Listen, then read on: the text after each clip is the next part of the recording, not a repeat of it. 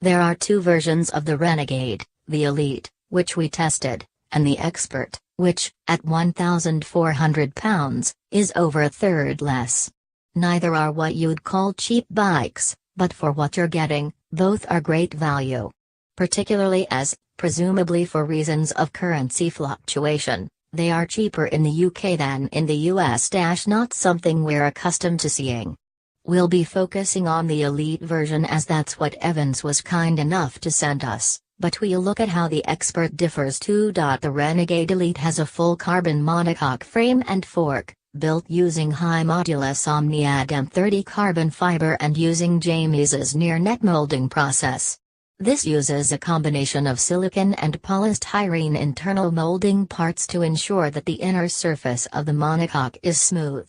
Most manufacturers now use similar techniques. With road tire pressures, the Renegade doesn't coast at you on bad roads in the same way that a carbon giant Defy or a Trek Demon does, but this is necessarily a burlier machine than either of those.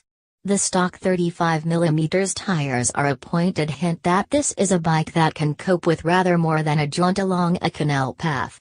More on those tires later. When I first threw a leg over the Renegade, the impression was of it being quite a large 58.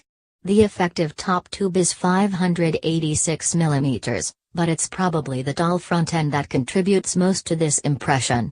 Slamming the stem only goes so far, a 202mm head tube and the big tire clearance meaning that it's no wind cheater. Aerodynamics are obviously not the primary goal here, and the tall front end is helpful when you're hammering down a rocky bridleway on the drops. Here the long wheelbase helps to -105 cm on the 58, giving quite exceptional stability.